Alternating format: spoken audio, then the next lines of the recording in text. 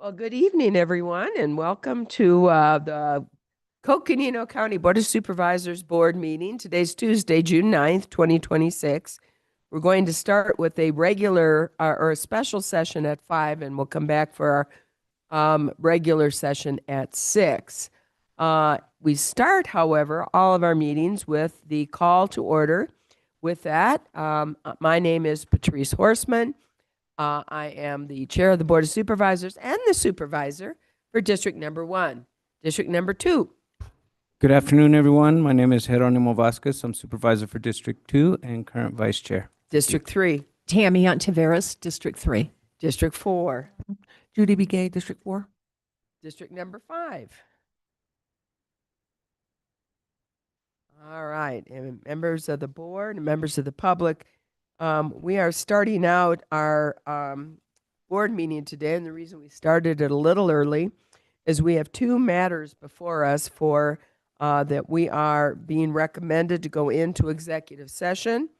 Item number 1 is executive session for the Board of Supervisors to receive legal and information technology security advice pursuant to 38-431.03A3 and 9 regarding providing county IT infrastructure and related IT and risk services to special districts. And number 2 is discussion and consultation with attorney to obtain legal advice and to provide possible instructions to attorney regarding current litigation pursuant to ARS 38-431.03A3 and 4 regarding Villas on Lake Mary, LLC v. Coconino County. It's an active tax valuation appeal. And with that, members of the board, I would entertain a motion from my colleagues to go into executive session for item 1 and 2 as I've read and pursuant to the sections of the open meeting law that I've read. So move. We have a motion. Do I have a second? We have a motion and a second to go into executive session. With that, all those in favor signify by saying aye. Aye. It is unanimous. We're going to go into executive session. Member of the public, we will be gone from this board meeting probably at least for 30 minutes or 40 minutes, and we'll be back in public meeting very soon. So with that, let's go to executive session.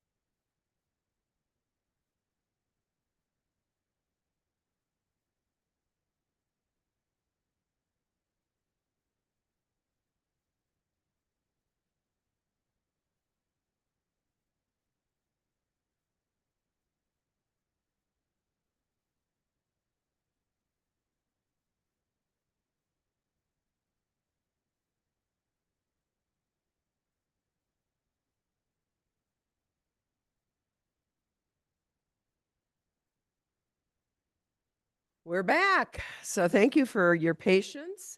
Um, and we're glad to be back to our regular meeting. And we had an executive session. So we're moving on. And next is a call to order for our regular session. I don't think, well, we'll do it since it's on here. But I am Patrice Horseman. I am the chair of the board and the supervisor for District 1. District 2. Good evening, everyone. My name is Jeronimo Vasquez. I'm supervisor for District 2 and current vice chair. District 3. Tammy Ontiveros, District 3. District 4. Judy Begay, District 4. And district number 5. All right, we're all here. The gang's all here. The next thing we do is honor our country. Those who can, please stand to say the Pledge of Allegiance. I pledge allegiance to the flag, of the United States of America, and to the republic for which it stands, one nation, under God, indivisible, with liberty and justice for all.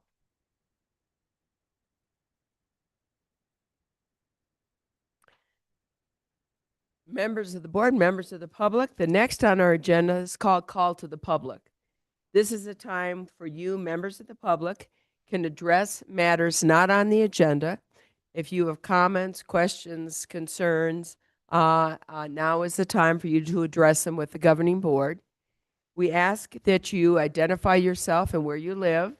You keep your comments to 3 minutes. And of course, we're an open public meeting here with our community, and we ask that you stay respectful in your comments and the way you present your comments. And with this, I'm going to turn it over to our clerk of the Board of Supervisors to explain how you can join us under Call to the Public. So, Lindsay, please. Thank you, Chair Horseman. At this time, if there's anyone here that would like to make a comment during our call to the public, we do have comment cards by the door, and I do have 2 that have been filled out. And then if you're also watching on the YouTube stream, you can email your comment to boardcomments@coconino.az.gov. And if you didn't have a chance to fill out a comment card, we will provide time after those that did open it up if there's anyone here in the room that wants to come up to the podium. So we'll go ahead and start with the comment cards that have been filled out. Diane Jarvis, if you want to come on up to the podium, we'll provide you 3 minutes on the clock. The clock will be green, and then once it turns red, that means the 3 minutes is up. If you can please just state your name and address for our minutes.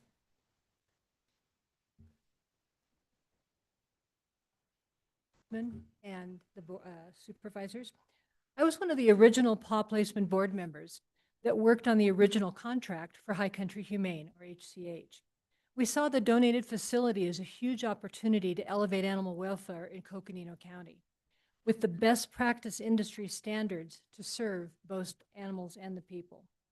In my wildest dreams, I never once thought of a merger with Coconino Humane Association, or CHA, as a remote possibility, and yet here we are.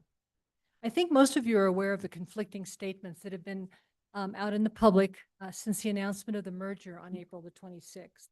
Accusations, misinformation, they've been all over social media, with the merger portrayed as a hostile takeover. I believe you have also received a letter from the HCH board and their leadership that addressed most of that. One of the most egregious claims of drugging animals was addressed in that letter. HCH has a fabulous shelter veterinarian who would be able to better address HCH protocols. The shelter still follows industry best practices with the animal's well-being as their only priority. I termed off the HCH board in early 2025 and have not been a part of the merger. So I'm here as a private citizen and animal advocate. I believe, as do other former board members and volunteers, that this is a very good thing for the community and that for the animals also. Thanks to the forward-thinking leadership at High Country Humane, the city and the county, the merger will result in better services for animals and people. Combining resources, financial strength, operational capacity, and community programs is smart, beneficial to all, and a responsible thing to do. HCH partners with other shelters and rescues as much as the contract, the budget, and geography allow. They are part of the Animal Welfare Coalition, made up of 5 groups, to collaborate on Northern Arizona animal issues. Finally, After a massive cleanup effort, the migration of data and records into the HCH system, the training of staff, the new High Country Humane Butler campus, so learning that one, opened to adopters last Friday and Saturday, adopting out 6 animals. But even before that, the staff honored the commitment to the kids signed up for the Animal Adventure Camp, and they hosted some very happy kids for 4 days. The camps will continue through July. Shelter adoption hours will be adjusted as the operation smooths out. The HCH hiking and food bank programs will continue to operate at both locations, and all previously scheduled events have been incorporated into the main calendar. As the work continues to meld the 2 locations, intakes will be done only at the Highway 89 campus so that all animals receive a full medical workup in the clinic there, and they stay there for their stray hold time. As they become adoptable, some will be moved to the Butler campus, where there is on-site medical staff to monitor their health. In spite of the increased workloads of 2 facilities, the commitment to the highest standards of care has never wavered. High Country Humane, with your support, will continue to be a city-county animal care operation that we can all be proud of. I know I am. Thank you. Thank you for joining us. Good to hear from you, Diane. Okay, next up we have Kim Ott. You can please state your name and address for minutes and we'll reset the clock for 3 minutes. Awesome. Chair Horseman, Supervisors, I'm Kim Ott. I live in Flagstaff, Arizona, 3328 South Carroll Drive. I'm the chair of High Country Humane, and thank you for this opportunity to spend a few minutes with you today. I'll try to go as quickly as I can. A few quick points I want to emphasize. One, there was talk of this being a hostile takeover. I want to assure you I've been involved from the moment we were contacted by Coconino Humane, which was November, December, all the way through 2-week meetings we had for the months that this took, all the way to the merger. And even today, there was nothing hostile about this. We had 2 goals. Number one, it was to make sure the legacy of Coconino Humane Association did not close its doors after 70 plus years. And number 2, of course, was animal care. So that has been our continuum all along, and it will continue to be that way forever. I also want to point out that High Country Humane is extremely proud to serve Coconino County and the city of Flagstaff in animal welfare service in this community, and we do so alongside the coalition and other rescue groups in this community. I know there's been bumps and there's people who are upset about this, but we must do it with each other. And that is our goal. The need is great, and we're going to continue to work together. And my third point is I want to share with you that we have an incredible team at High Country Humane. And this brings up a flaw of mine. It was pointed out, I had a great meeting with Michelle Axland and Eve Walters last week, and they pointed out, hey, you know what? You've never had the supervisors out there in quite some time to see what you're doing. And again, that's on me. I've been chair for 1.5 years. And so I'm going to be working with Coconino Health and Human Services to make time for each of you to come out, meet the staff, hear about the operation, answer questions, and see now 2 facilities that are doing work on behalf of Coconino County. So that's all I wanted to share. Again, thank you for this time. And again, we're proud and honored to work on your behalf for animal services in Coconino County. Thank you. Thank you, Kim. Thank you for addressing us this evening. And if you come out there, does that mean we have to foster or adopt a dog?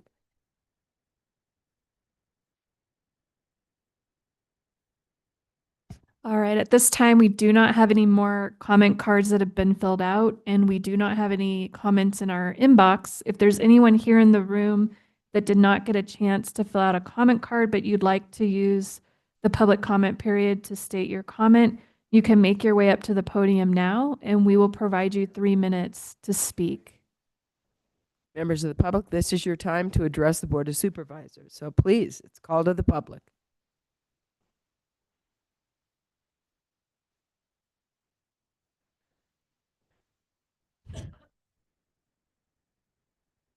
All right, anybody online? If not, I don't see anybody here. And I know we have a very long agenda, so we're going to get ourselves moving forward. members of the board, our next item of business is a consent agenda. And as you know, our consent agenda are items that are more ministerial or administrative in nature. They can be handled through one. I am so sorry.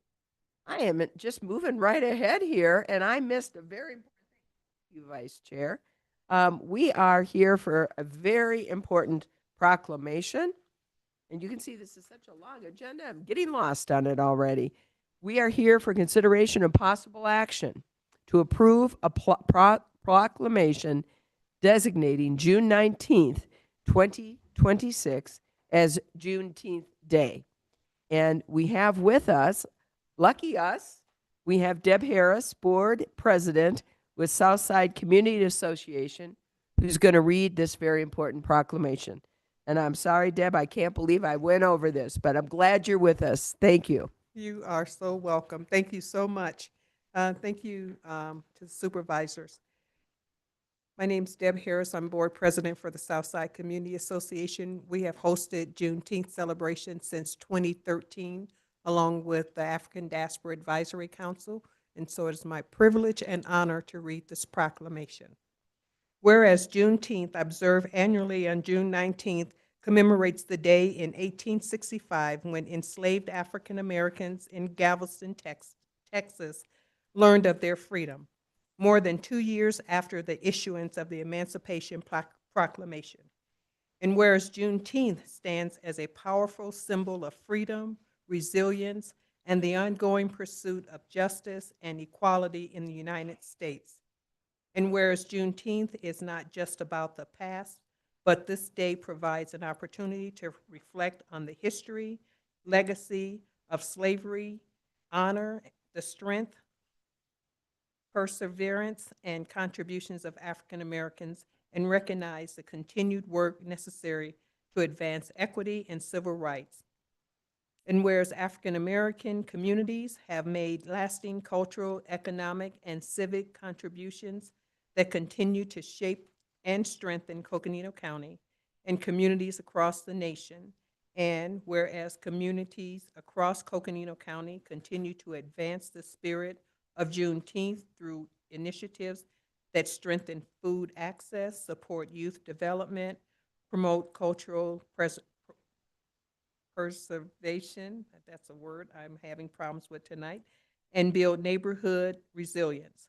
And whereas local partnerships between community-based organizations, educational institutions, and public agencies are creating inclusive spaces for learning, celebration, and community connection. And whereas recognizing Juneteenth fosters greater understanding, respect, and unity among all residents while reaffirming our shared commitment to justice, inclusion, and opportunity for all. Now, therefore, be it resolved that the Coconino County Board of Supervisors hereby proclaim June 19th, 2026 as Juneteenth in Coconino County and encourages all residents to observe this day through reflection, education, and participation in community-led events and activities that honor freedom and promote equality. And can I just say a little bit about the activities? Please, please. There's a week of activities starting Wednesday, June 17th, with the city. Their concert in the park is at the Cleo Murdoch Park, and that's available, open and free to the public. There's an art exhibition and reception on Thursday at the Murdoch Community Center. That is free and open to the public. On Friday, there is a gala at Little America. That is open to the public. It is a ticketed event, but the reception after the dinner is open to all public members, community members. And the street festival on Saturday from 10 to 4 at the Murdoch Community Center is open and free to the public. And there is some amazing entertainment, and you will not want to miss it. So thank you so much. It always is a great celebration, great music. Thank you very much for reading that proclamation, Deb. And At this time, I'm going to entertain a motion designating June 19th, 2026 as Juneteenth Day pursuant to our proclamation. Do I have a motion? I move as read. I have a motion. Do I have a second? Second. We have a motion in 2 seconds because it's that important. So all those in favor, please signify by saying aye. Aye. It is so proclaimed, and thank you so much for being here. And do we have anything else from HR? I know they usually do some lunch and learns, and I don't know if we have anything going on that or. All right, that'd be great. Thank you for that. So, members of the public, if you wouldn't mind, we love an opportunity to make a couple comments, and then after the comments, if you can stay, we'd love to have a picture with you for the proclamation. So, with that, do I have some comments, members of the board?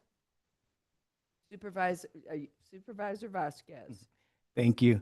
I had more larger prepared statement, but based on the fact of time and the length of our agenda tonight, I just say a few words, and that's just basically thank you for reading the proclamation and bringing this to our county. It's so important that we recognize the diversity and contributions of all the different communities in Coconino County, and especially in this proclamation, looking at the contributions of African Americans in Coconino County that have a long history of over 100 years, being some of our first lumberjacks and being part of this community and integrating and contributions to our county and moving forward. So it's really good for us to be celebrating this, recognizing this, and looking forward on how we can continue to support diversity in our community and include everybody. Thank you. Thank you, Supervisor. Other comments? Supervisor Ontiveros. Thank you, Madam Chair, and well said, Vice Chair Vasquez. I concur with your remarks. And Ms. Harris, I would just like to tell you thank you for the amazing work that you do for this community. It is noticed and appreciated. Supervisor Gay. Thank you. Thank you for reading the proclamation this evening for the Juneteenth. And I just want to say thank you to all the African Americans that have contributed to all aspects of like staff and surrounding areas and other parts of the world. And I just want to say that it's really noticeable. And I think your organizations, you do partnerships with other people within the communities, and that's very evident. So thank you for all the support that you all give to anybody, even government entities. So thank you so much. Supervisor Fowler. I just agree with everything that's said by my colleagues, and just want to thank the organization for always with their community education and all of the work that is done on behalf of the community. So just want to thank you again for reading the proclamation. And I'll just end it just by saying again, thank you so much for what you do for our community. And quite frankly, the Juneteenth, it's a wonderful celebration. And now more than ever, it's important that we do stand up for what it does mean and what it does celebrate: our freedom, resilience, ongoing pursuit of justice and equity. And it is the ongoing pursuit. So thank you very much for presenting this today. And with that, we'll take just a small break, we promise, and get a photo. So if we can.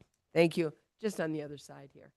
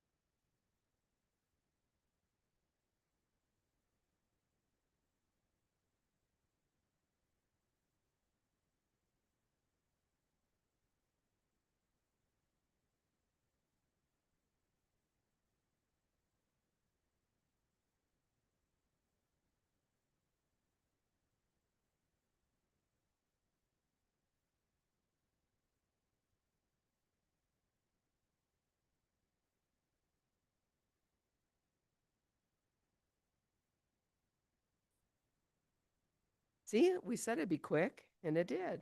So now we are back to the consent agenda. And as I was saying, it is more administrative and ministerial in nature. It can be handled through one motion and one vote. And it is not open for individual discussion. If we would like to discuss it, we remove it from the consent agenda and has individual discussion and an individual vote. So at this time, members of the board, are there items you would like to remove from the consent agenda? Yes, Supervisor Ontiveros. Madam Chair, thank you. I would request that we remove items number 8 and 10, please. Items number 8 8 and 10. and 10 shall be separated. And Supervisor Vasquez, Items 5, 6, and 7. items 5, 6, and 7 will be removed, and 8 and 10.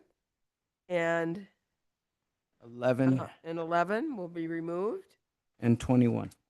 and 21 shall be removed. And I want to make sure we've got them all. Very good. What? All right, that means that we have consent agenda items, Supervisor. We have a consent agenda item 4, that we're going forward with the consent agenda, 4, 9, 12 through 20. We will be removing 5, 6, 7, 8, 10, 11, and 21. All right? So move. All right, we have a motion to accept the consent agenda. Do I have a second? I have a motion and a second. All those in favor of adopting the consent agenda signify by saying aye. Aye. Aye. All right, we have approved the consent agenda. And I know we have a number of people here for some of these items. And so if you don't mind, I'm going to entertain a county or chair prerogative to go through out of order on some of these consent agenda items. Number 5 is consideration of possible action to approve a funding agreement with Northern Arizona Pride, and I see they're here, in the amount of $8,500 from the Community Initiative Fund, District 1, 2,000, District 2, 4,500, District 4, 750, District 5, 1,250, for Northern Arizona Pride Association's 30th Annual Pride in the Pines Festival. Members of the board, at this point, I'm going to turn this to Supervisor. You removed it, didn't you? Okay, good. Thank you. It's a great opportunity to recognize the Pride in the Pines for 30th anniversary. And with that, I'll pass it over to anybody from the Pride organization that would like to come up and say a few words about this CI. Hello, Zane. Good to see you. Hi, thank you. Thank you, Chair Patrice and all my supervisors. Thank you. My name is Zane Jacobs.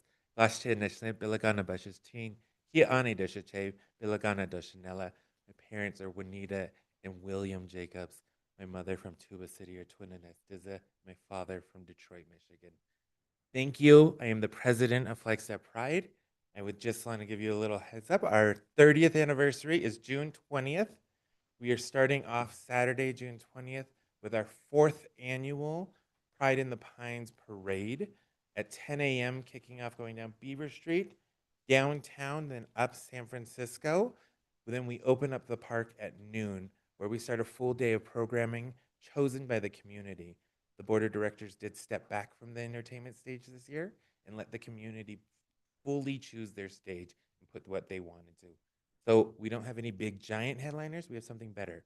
We have Arizona and local state talent filling our stages this year.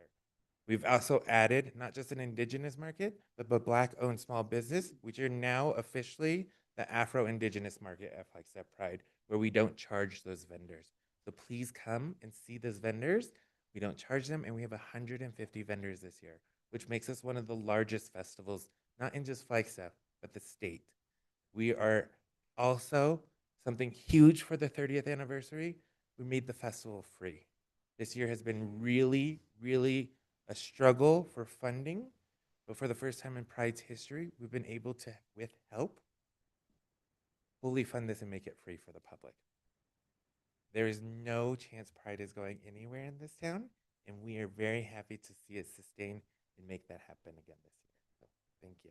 Zane, that's unbelievable. I got to say that. When you told me that, a while ago, I was absolutely could not believe it. So it really is a community event, and it's a celebration of our whole community. And I want to thank you and the folks from Pride. You know, we will be showing our Pride, hopefully not only throughout the month, but every other day of the week. So thank you so much. So any other comments? Supervisor Fowler. Yes, yeah, I'm really happy that the Pride is getting stronger every year and really involving the community and just having that celebration and having that pride. And we're always talking about diversity and respecting each other and helping people where they are. So, and you really exemplify that. And thank you for your leadership in this community. Not only are you working on this, but you're also working very involved in the community and actually across the country with tribal with tribes. So really appreciate your leadership. Thank you. So thank you all for coming that are here as well. Yeah. Thank you. Yeah. Thank you. And with that, we better entertain a motion. Do I have a motion for the approval of the fund agreement as set forth? So moved. All right. So we have a second? Motion and a second. All those in favor signify and show your pride by saying aye. Aye. Aye. Any objections, say nay. It is a 4 to, did you vote for it? 5 Yeah, to I- 1 vote, or 5 to 0 vote. Did somebody vote twice? 5 to 0 vote. We'll move forward. Thank you, Zane. you. And Thank you. congratulations, Thank you and so looking forward to it. We're moving forward. On number 6, consideration of possible action to approve a funding agreement with Navajo Voters Coalition, Inc. to provide community initiative funds in the total amount of $2,650, District 1, 800, District 2, 850, District 5, 1,000, to support the 2026 Navajo Voters Coalition Conference. And Supervisor Fowler, I'm going to turn this to you. Yes, thank you. This is a Navajo Coalition is an organization that is only voter registration and just voter education. That's all this whole conference is about, encouraging people to participate and be part of the democracy. And really appreciate them putting on this conference every year, and it's well attended by people across northern Arizona and actually farther than that. So anyway, they really do a great job. I just want to thank them.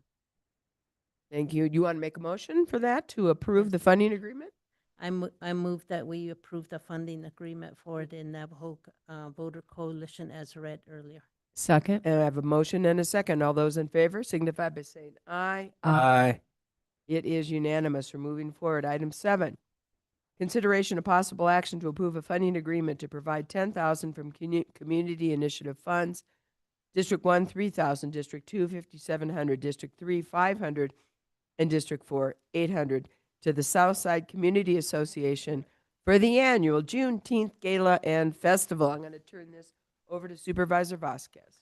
Yes, thank you. Just another example of ways to support the Juneteenth events coming and recognizing the diversity in our community. And so with that, we wanted to put the CI together to help support the events. And I would ask Ms. Deb Harris to come up and speak a little bit about what this CI will be involved for. Thank you.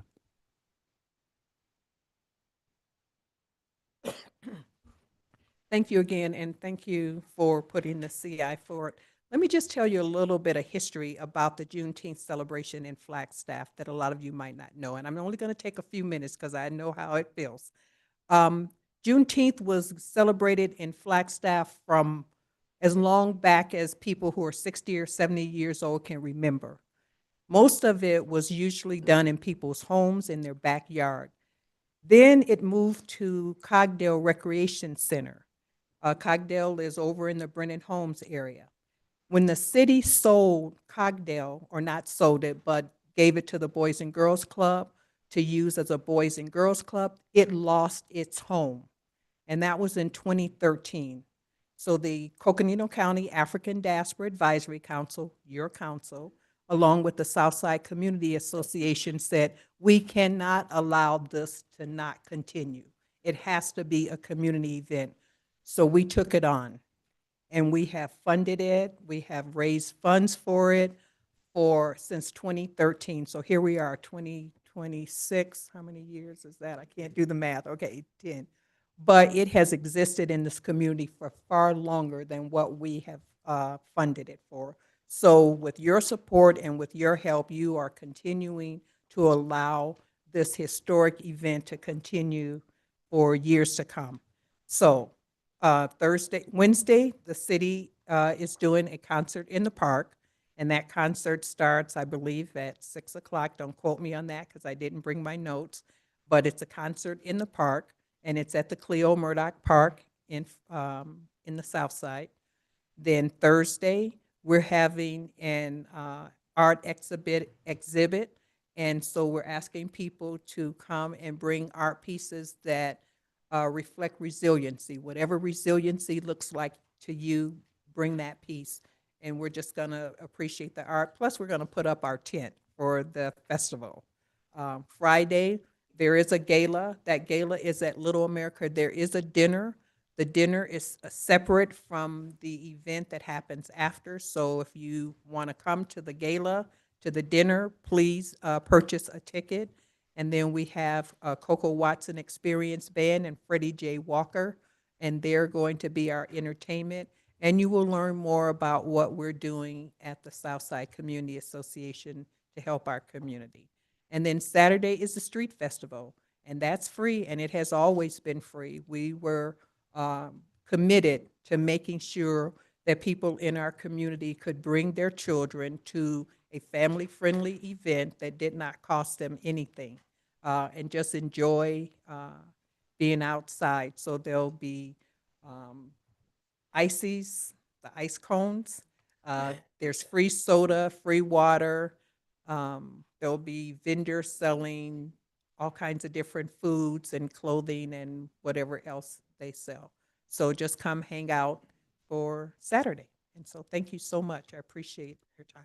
Certainly, the dinner is fabulous, and the Yes. dancing afterward is Yes. fabulous. So Yes. really look forward. It's celebration. That's what Juneteenth. And we have new Juneteenth sweat T-shirts. These are the official colors for Juneteenth, the flag. And there's history behind these colors, and we will tell you all about that at the gala. Thank you. Thank you again, Deb. Motion. Yeah, make a motion to approve item number 7, CI funds. Do I have to read the whole thing out, or are we good? Yeah, okay. Action to approve a funding agreement to provide $10,000 from Community Initiative Funds, District 1, 3,000, District 2, 7,500, District 3, 500, and District 4, 800 to the Southside Community Association for the annual Juneteenth Gala and Festival. Second. All Madam those- Chair, can we just clarify, you said 7,500 from District 2, I think you meant 5,700. 5,700, yes. Clarify the motion as noticed. Second. All those in favor signify by saying aye. Aye. It's unanimous. It's passed. This is where I'm going to ask for us to take out of order. We're going to bring up number 11 next. Consideration of possible action to appoint Jason Jones to the Coconino County African Diaspora Advisory Council for a 4-year term to expire June 8th, 2030. And I'm not sure, is Jason with us? Mr. Jones is not with us. It does come as a staff recommendation to join the ADAC Council. All right, very good. And we certainly appreciate his willingness to step up and be part of the council and quite frankly, part of the family for Coconino County. So really appreciate that. With that, I would entertain a motion. So moved? A second. We have a motion and a second. All those in favor signify by saying aye. Aye. Aye. It is unanimous. And thank you again, Deb, for being with us. All right, we'll go back now. We have item number 8. Consideration of possible action to approve the direction given to attorneys in executive session regarding settlement in Villas on Lake Mary LLC v. Coconino County in an active tax valuation appeal. And with that, do I turn this over to the county attorney, or are you just looking for our direction? Madam Chair, we are looking for the board's direction at this time. Members of the board, I think we have some discussion. At this point, I would just say myself, I believe it's appropriate for us to allow legal counsel to enter into settlement discussions and settlement with the villas on Lake Mary. I don't know if anybody wants to make a motion. I'll make a motion that we proceed with legal advice given by legal counsel in executive session.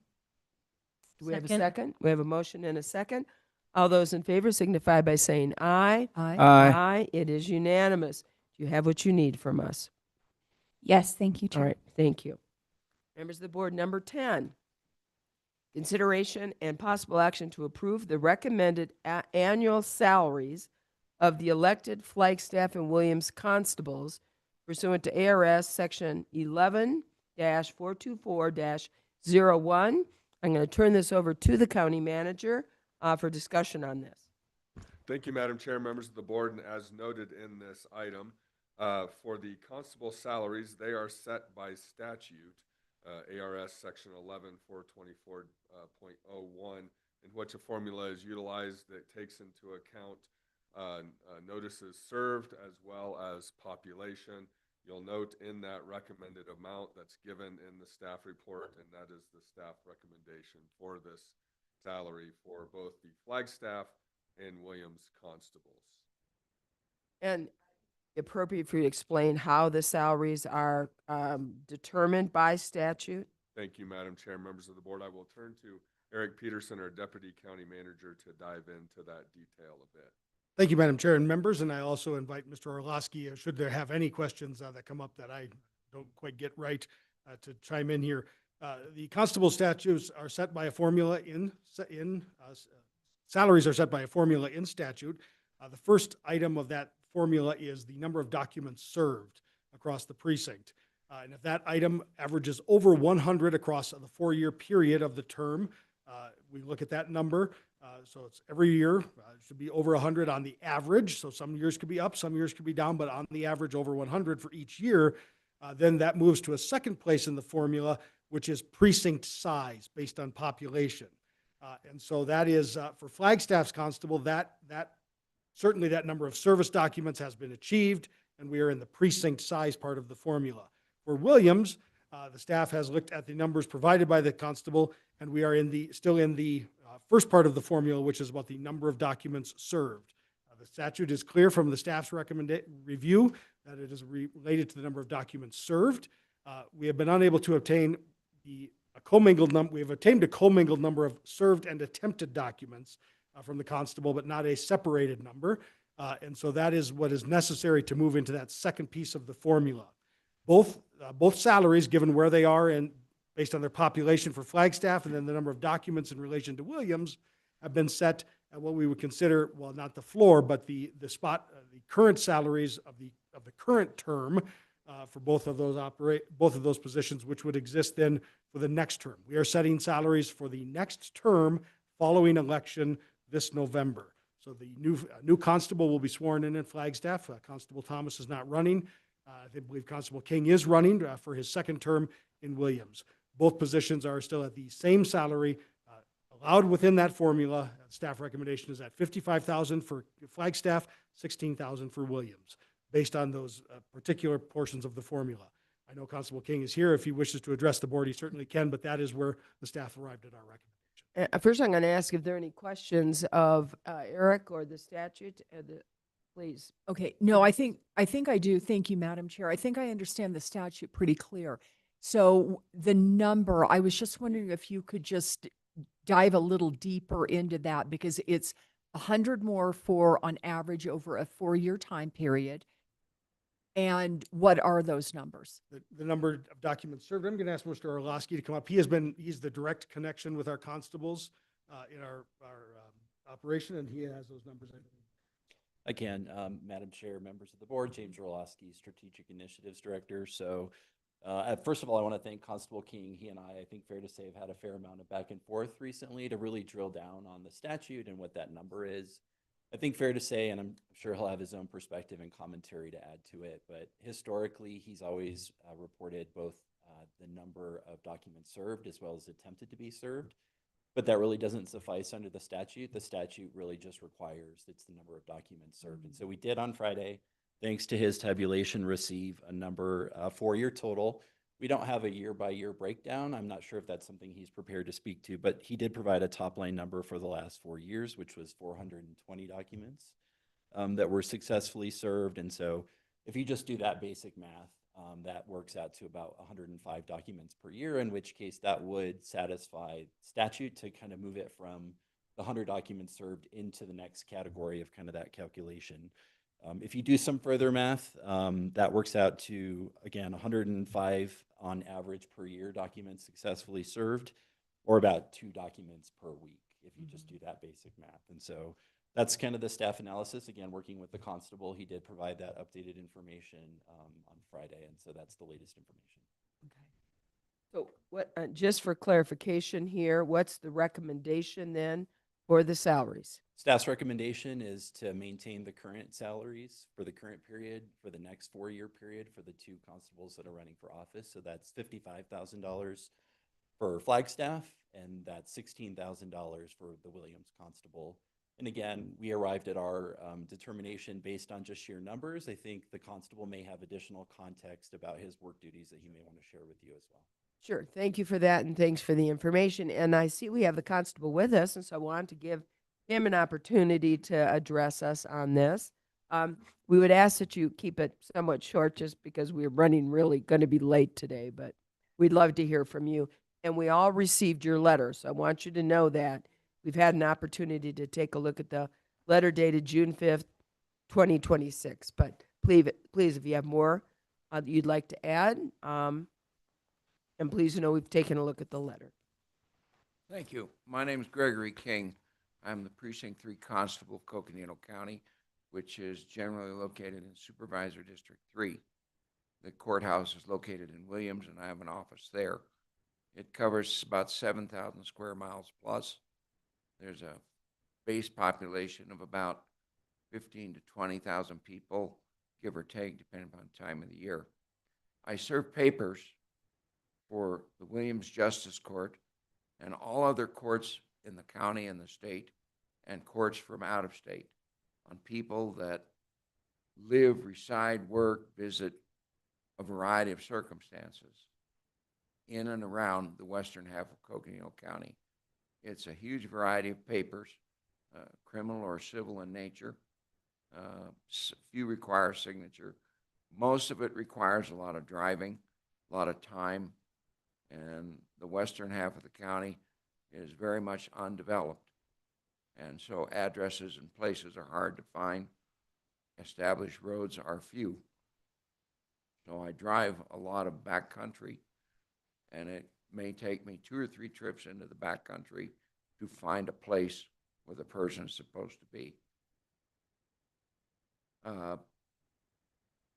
As been said, I've been the constable for about 5.5 years, appointed first in 2021 and elected in 2022. So I'm on about a term and a half right now. Given the total number of hours that I work on average, it comes down to about 90 hours a month. And last year, my hours worked was 1,168. I drove about 7,000 miles. And as has been briefed, I serve about 100 papers a year, 100 this last, and I went back through my records the last few days, and the number that Mr. Orlowski quoted is accurate. 420 papers actually served. The balance of the earlier number that was quoted on my logs was 900, and I believe it was 14. So the balance of that 914 were attempts to serve. When I do my state required constable log, it lists serves / attempted serves. So every time I pick up this paper and go out and try to serve it, I log that paper on that log. Each time is an attempt to serve. Sometimes you get it on the first time. Sometimes I may have to go 3 or 4 times. And I collect fees for that when the law allows me to do that. And there's a fee schedule in the law that both the sheriff and the constable use for serving papers. I initially had a $6,000 a year gross salary in 2021. The board increased that to $16,000 for the term elected in 2022. I come up for consideration for a pay raise based on job performance this year for the term January of 2027, consideration in this meeting. I do a lot of things other than serve papers. The other day I was the bailiff at the Justice Court because the bailiff was unavailable. I believe she was sick. The lobby was full, the courtroom was full, the parking lot was full. There was no other bailiff in Coconino County available. So I was the bailiff for the day in the Justice Court and performed the bailiff's duties. That is in the statute as a requirement for the constable to assist the bailiffs and or the sheriff in judicial security for the Justice Court.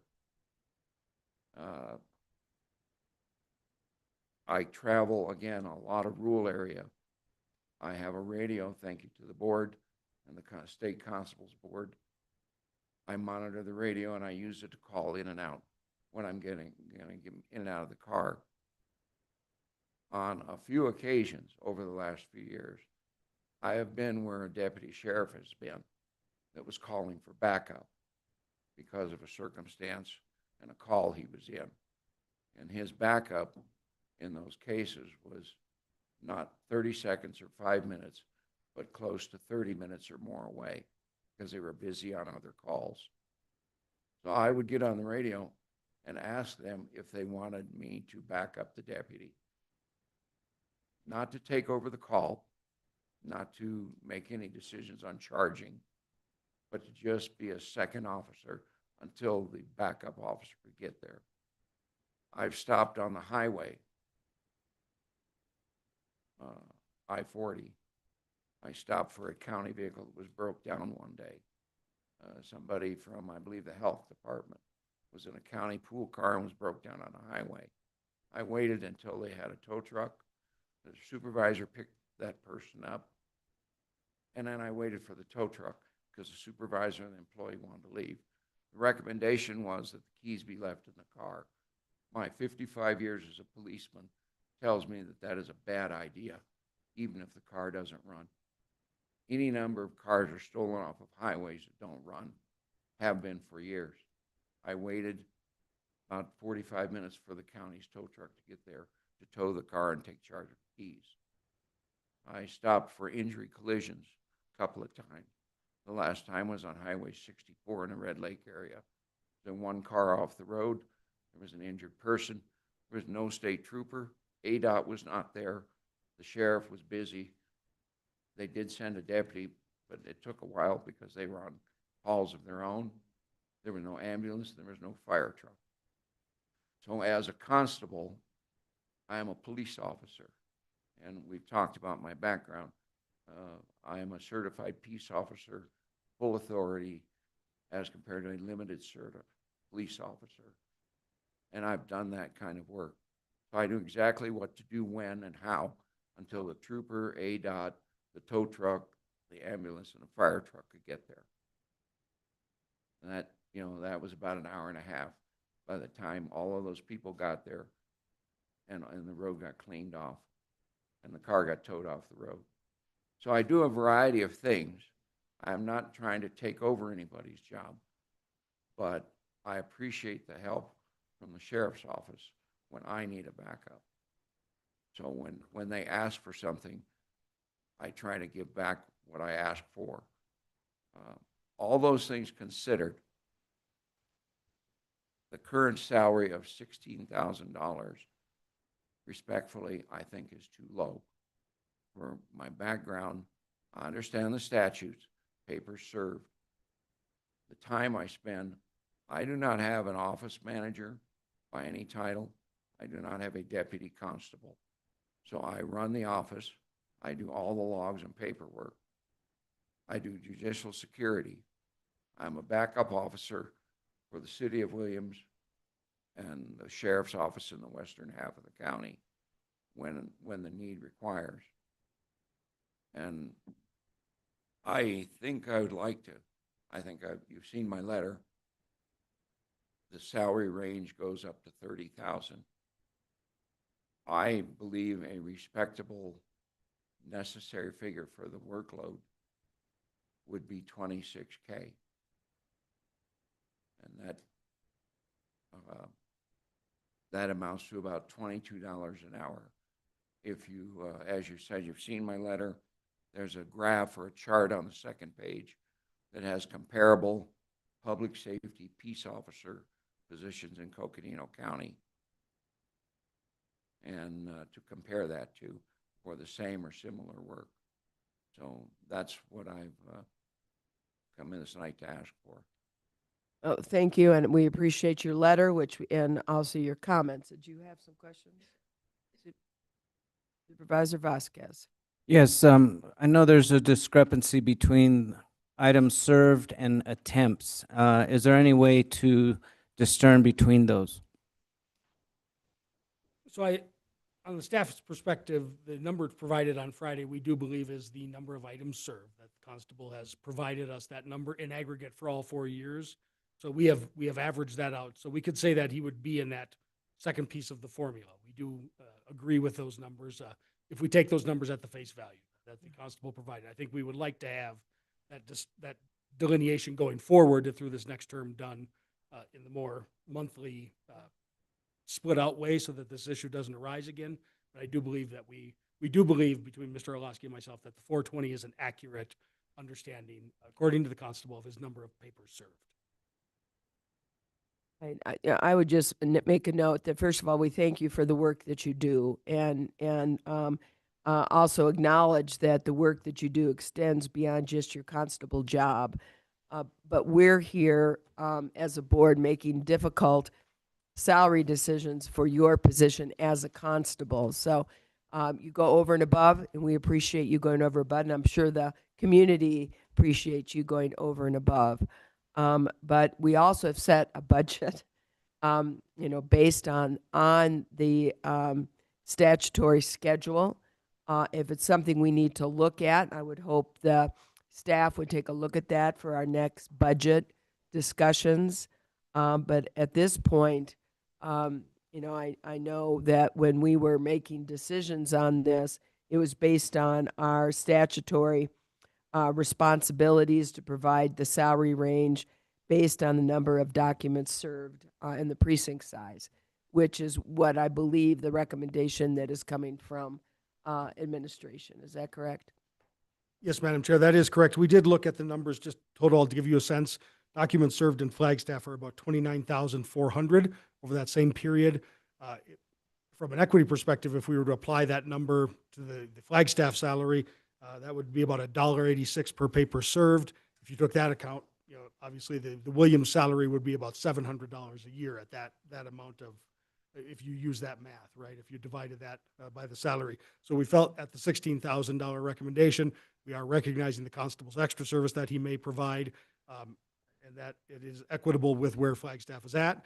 Just add that should you decide to make any changes, the cap is 30,000 based on the numbers that we have in the precinct size.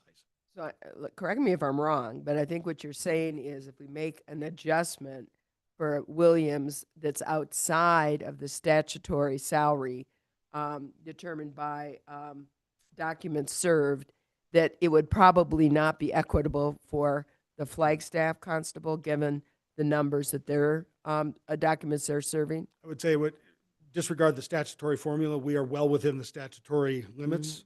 The top side being 30,000 would just not be equitable versus if you use the metric of papers served for the amounts of service done through the Flagstaff precinct.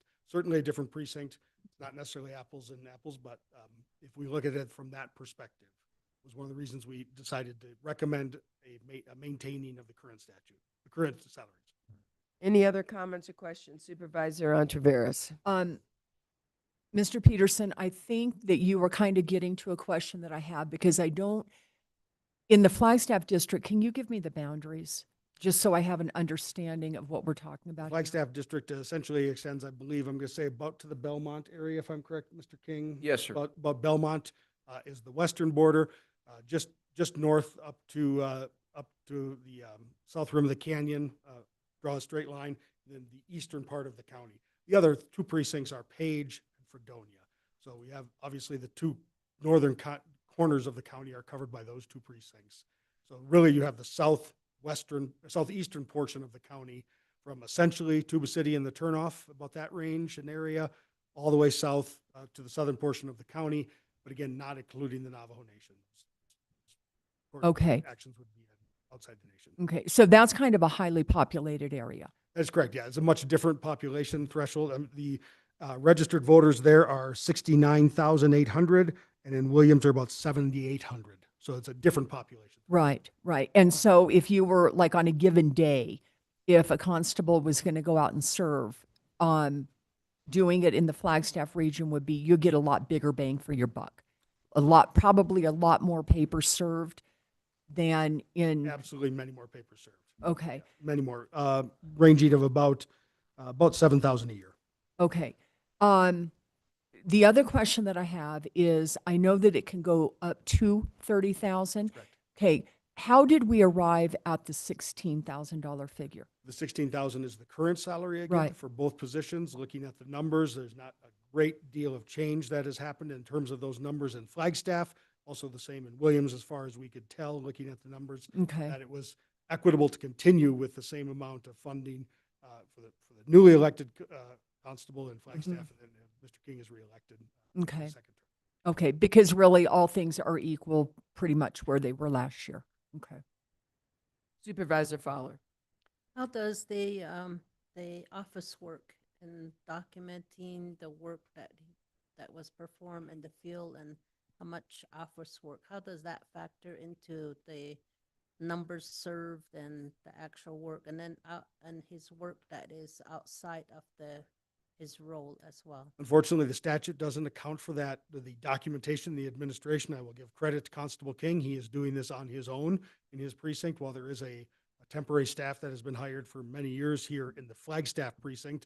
Mr. Orlowski and I have talked about that moving forward with the commencement of the new term in January on how best to provide administrative support. Very clear not to use the word deputy constables because that connotates in many other police powers, but administrative support to both constables, and should ever be elected in Page and Fredonia for the same as well. We have not arrived at a solution for that, but we're processing that. I would say that the question that you've asked about the extra duties and the administrative work is not figured into the statute. It is simply papers served, and then you get to precinct size, and then there's discretion for the board within a certain. So he has had the same salary now for 5 years. I believe 2021 I think for 4 years. for 4 years. Coming up 4 years. Yes, I think generally Okay. elected officials are set, their salaries are set. I'm going to turn to legal to make sure I get this Yeah. correct. They are set prior to election, and then they cannot be changed Mhm. during the course of a term. But I'm going to turn to legal to Okay. make sure I'm correct on that. So I'm getting the nod, so it must be. Comments, questions? Yes, thank you. So if I understand right, if we were to vote to change the salary, it wouldn't go into effect until after the next election?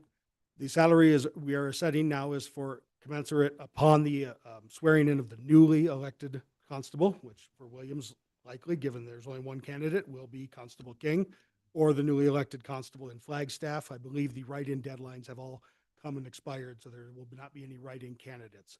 So we are setting it for the term, the 4-year term we are approaching for the constables that will begin in 2027. And it wouldn't be able to be changed again until 2031? I'm going to turn to legal again. I'm quite sure that's the answer is yes. I'm getting the nod, but yes.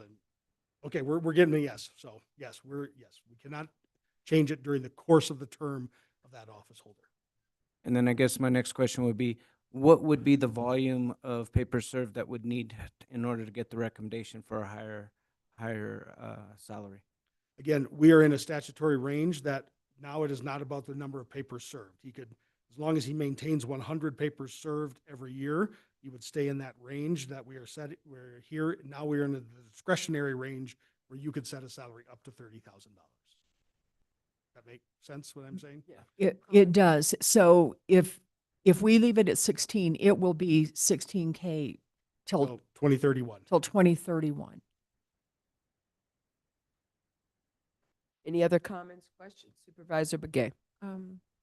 I think that, somehow, we probably need to think about even though it's a number of papers served, the attempts should mean something when you go all the way out miles and miles away, 2, 3 times trying to serve it to the person, and then you finally get them.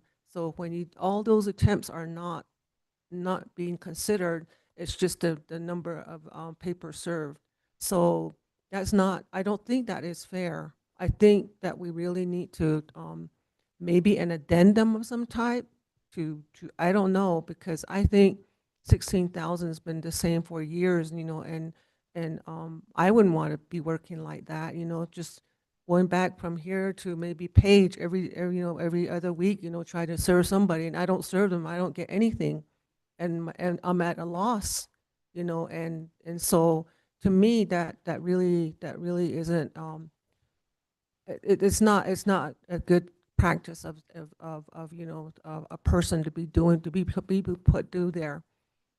So I don't know who can change those things or how those can be, what attempts can be made to, to make sure that, that there's fair payment, salary and stuff like that. So I just feel that something needs to happen here. And it's just not fair. And I just want to say that, because if I put myself in the situation, I wouldn't want to deal with this and, not get considered for the attempts that I made. And I think with numbers that you're looking for, with the amount of attempts and the numbers are served, then those, I think, justifies, what has been happening, how the work has been done. Madam Chair, just briefly to answer that question, a couple things. We know the number of attempts and serves together. That amount is 228 averaging each year, so about 115 attempts over the number of service each year on the average across the 4 years. So just under 1,000 attempts. For Flagstaff, again, that number, we only have the served number because they report it that way, not the attempted number included. I would just note in terms of costs, the county does provide a vehicle, fuel and such for service for the constable and such. So that is part of our ongoing commitment to the constable's office. And again, Mr. Orlowski and I are looking at vehicles and quality of thereof, but we do have a vehicle for both constables that are being used. The other concern that I would have is that, although I hear what you're saying, Supervisor Begay, we didn't get to set this. This is set by statute. And quite frankly, just like our salary was set by statute, and our salary on the Board of Supervisors didn't change for how many decades? 20 years before there was a change. And, it's quite frankly, when you ran for office, we knew what our salary was because it was set by statute. No matter how many miles we traveled, no matter what we did, no matter how many hours we worked, no matter all the extra things that we did. And, quite frankly, isn't that the essence of being a public servant? And I certainly acknowledge everything the constable has done and going over and above. So, I understand your frustration, but I think that's a frustration with the state legislature. But what I'm hearing is that we are setting, pursuant to that statute, we are setting the salary for the next 4 years. Unless there's a legislative change, we're setting the salary for the next 4 years. My caution to this board is that if we set a salary different than what the administration is recommending, we need to make sure it's equitable and fair for both Flagstaff, as well as the Williams. And that would be a concern to me because, of course, the numbers are very different between the two. So that's my comments. Any other comments or questions, members of the board? Yes, Supervisor Vasquez. Yes, thank you. Yeah, I agree. It's frustrating that the salaries can't be changed. And I didn't understand until right now as we went through this process that we're talking about the next 4 years and it's going to be set. And I agree with Chair Horseman about having it equitable between all constables. And considering we just finished our budget, it would be difficult to make that change now or moving forward for FY27. So then, considering that, I would say that we need to stay with what we've recommendation by management.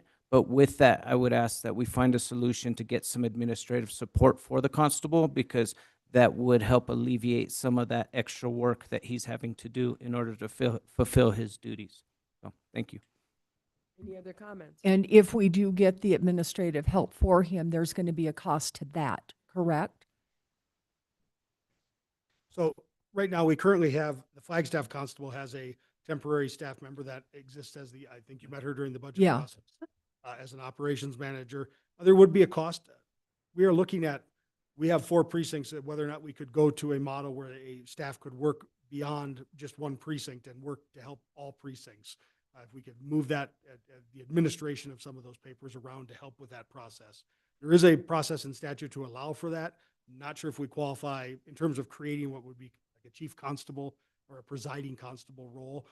Again, not to say that we're doing that, but again, we're looking at that statute, trying to figure out how best to align the administrative support that we provide to constables to both constables that we do expect to be elected in the future election year. Okay. And I certainly think it makes sense to try to come up with a way to help them Mhm. administratively. I mean, you know, you hear what he's doing and the travel he's doing and the extra duties, quite frankly, he's undertaking because of his background. So it'd be nice to have somebody else to be able to help them on the administrative portion of that. So he can concentrate his efforts on what he knows and does best. Any other comments, questions?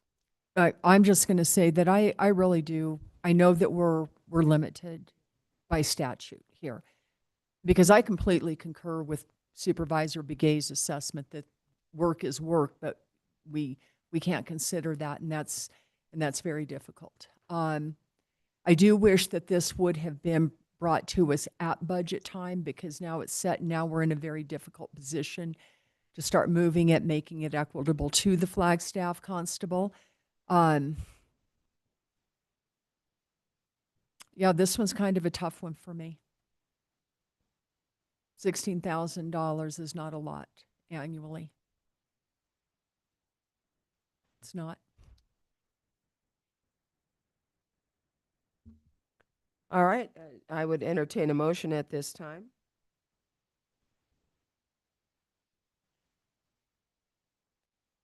Supervisor Vasquez? Yes, I'll make that motion to take the staff recommendation. Is there a second to that? I will second, Yep. and I know it's difficult, but We have a motion and a second to accept the staff's recommendations, setting the annual salaries of the elected Flagstaff and Williams constables pursuant to section 11421.01. All those in favor of this motion signify by saying aye. aye. Aye. Aye. Those against signify by saying nay. I'm going to vote nay. It's 3-2. It passes. And again, you know, it's at this point, the salary does not reflect the work that you are doing. And I want to thank you for everything you're doing out there. And let's see what we can do to help alleviate some of those additional duties for you. So thank you. Supervisor Begay. I think that's only fair to give him some kind of administrative person to really help him out there. If he's doing that by himself, I think we need to put in the dollars. If everything else is set by statute, we can't just sit back and say, you know, it's set by statute. And I'm pretty sure that none of us would settle for $16,000 with all the work that we're doing on the side. So I just want to say that, and thank you for your services. I really greatly appreciate you. And, you know, I wish things weren't like this, but, you know, there's things that are beyond our control. But, you know, we can go ahead and, you know, hopefully administration hears this and that they do some kind of administrative assignment out there or something. Thank you. Thank you for being with us this evening. Thank you very much for your time. Have a good evening. All right, we're moving on. We have number 21. Consideration of possible action to approve the Arizona Department of Public Safety Local Border Support Agreement, First Amendment, to extend the grant from June 30th, 2026 through December 31st, 2026 to complete a regional K-9 training area project. And I think we have the sheriff, and thank you for waiting, Sheriff. I know it's been a long evening, and I think we wanted to kind of hear what this entails, and, you know, how will the regional K-9 training area project really be implemented and for what purposes? Thank you, Chair Horseman, Vice Chair, and Board of Supervisors. Brett Axland, Sheriff. This, like you said, Chair Horseman, is just an extension of the local border support agreement from the Arizona Department of Public Safety. This will, if as we plan on using it, will fund a training area for our canine units. As you know, we're very proud of our canines and the work that they've done to help keep this community safe. This will be an area that is set aside back by our search and rescue building, dedicated to an area just for the dogs to be able to do their training in. Currently, they use an area right outside our back door, which is right next to our parking lot, which unfortunately has a lot of emergency responses going out of. So as far as the safety for the dog goes, it would be a better area for them to move, to be separated from that area. It'll be a regional area, so that used by any other canine programs in the region. I think just as important to say is what it will do. I think is important to talk about what it will not do. And I know Supervisor Vasquez, this is very important to you as well. It will not be used for any kind of immigration enforcement. Our canine programs are limited to what they do in drug trafficking, human smuggling, and other border-related crimes within our county, but again, not for immigration enforcement. I know we are part of Governor Hobbs' Safe initiative, which really goes after a lot of those drug trafficking areas, and her Operation Desert Guardian, which I just received word today, Governor Hobbs will be here shortly to be doing a ride along with our canine program. So that will be a very positive light on our dogs. I do know we have the best dogs in the state, and that was proven last year at the competitions where they received the top dog award. So very well trained, and this is Flagstaff. We love our dogs. We love it that we're home to the top dog. Any comments or questions? Is Supervisor Vasquez? Yes, thank you, Sheriff, for addressing the concerns about ICE, because we know that in our community, there are those concerns anytime something comes up about border security. And so thank you for clarifying that, and look forward to seeing this program continue. Thank you. Sure. Supervisor Ontiveros. Yeah, we do have good dogs, Dex and Ace. Yeah. And I actually got to see Ace at a first responders dinner in Parks. Actually got to see him in action. And that was pretty cool. So we do have top dogs here. You guys do a great job. Yeah. So Any I other will make a comments, motion. questions? Oh, sorry. Oh, So I'm go ahead and make a motion. Did you make a motion? I have made a motion. I love that. And she's Okay. made a motion. Do I have a second? Second. We have a motion and a second. All those in favor signify by saying aye. Aye. Aye. And again, thank you, Sheriff. I'm sorry it's taken so long. Thank you. Thank you. All right. We have gone through the consent agenda. I bet you didn't think that was going to take this long. We're moving on. We need to resolve, I have a question to ask you. I know that we have the flood control district. We have a number of, which may take some time. I'm concerned about our public hearings. I know there were two people here and they left. I don't know if they were here for the public hearings or not. I'm wondering if we should go ahead and do our public hearings. I have no problem with that. All right. Anybody? Then we're going to go ahead and do, I'm sorry for the delay for everybody else, but I am concerned that we do have people and members of the public here. So at this point, we are going to go to. Madam Chair, I'm so sorry to interrupt. I know that we have public health district consent agenda as well, and we have staff online for that. So just wanted to make you aware of that as you're considering. All right, we can probably do that pretty quickly unless members of the board, we have to resolve as the Public Health District Board of Directors. Do you have a motion? So move. I have a second. All those in favor signify by saying aye. Aye. Aye. Aye, we're now the Public Health District Board, and we have 2 items on the consent agenda as set forth on the agenda. I won't read them since they are set forth with specificity. At this point, members of the board, would you like to remove them? If not, I would entertain a motion to accept the Public Health District consent agenda. So move. I have a motion to accept the consent agenda. I have a second. All those in favor signify by saying aye. Aye. Aye. It is unanimous. We now need to resolve as a Board of Supervisors. Do I have a motion? So move. Have a second? Second. We have a motion and a second. All those in favor signify by saying aye. Aye. We are now the Board of Supervisors. Thank you. We have a couple public hearings. Item number 25 is a public hearing consideration and possible recommendation of approval to the Arizona Department of Liquor License and Control regarding an application for a Series 012 restaurant liquor license for 260 Roadhouse located at 2893 State Road. It's supposed to be State, you think? I think it's State Road 260, Forest Lakes, Arizona. Agent is Amy S. Nations, and I bet this is in District 3. It is. I'm going to turn this over to our clerk of the board. So Lindsay, please lead us through here. Thank you, Chair Horseman. Good evening, supervisors.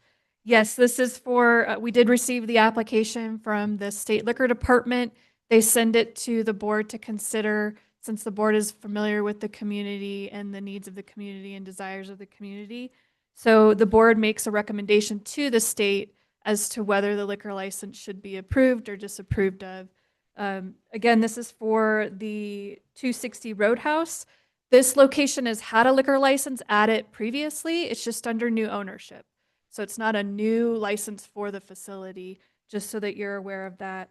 And we did send the liquor license application out to our sheriff's department, health department, risk manager, as well as community development. They did not have any concerns regarding the application. And then the sheriff's office did post it at the location, that a copy of the application that was redacted, as well as a hearing notice for tonight. We did not receive any comments regarding that from the community, so there haven't been any concerns from the community as well. And so at this point, Amy Nations I gave her the information for the hearing, but she wasn't sure she was going to be able to make it tonight. But she has been an agent on other liquor licenses that have come before the board as well in the past. So she's very familiar with this process and liquor licenses. All right, thank you very much. Any questions for Lindsay? All right, without any, now is the time to open this up for a public hearing. Want to remind our speakers to state their name and the place of their residence, but now would be the time for members of the public to be heard on the consideration of the approval and possible recommendation of approval, I should say, to the Arizona Department of Liquor License and Control. So with that, I'm also going to turn this over to Lindsay to explain how people can join us on our public hearing. Thank you. If there's anyone here in the audience that would like to make a comment on this public hearing for this liquor license application, you can make your way up to the podium now and we'll provide you 3 minutes to speak. If you are watching on our YouTube stream, you can send your comment to boardcomments@coconino.az.gov. All right, and with that, members of the public, now is your time to be heard at this public hearing. I don't see anyone in person. Anybody online? There is nobody online. Last call, members of the public, now is the time to be heard on this consideration and possible recommendation for approval of the Arizona Department of Liquor License and Control for the Roadhouse located at 2893 State Route 260 in Forest Lake. There's no one online, so at this point, I'm going to close our public hearing. Now, members of the board, now is the time if you have any questions or any statements you'd like to make about this application. Supervisor Ontiveros. I am in complete support of this and would move ahead with a motion if It is acceptable at this time. We have a Okay. motion to make a recommendation of approval. Do I have a second? We have a motion and a second. All those in favor signify by saying aye. Aye. Aye. It is approved, and thank you. We're moving forward to the last public hearing item, number 26.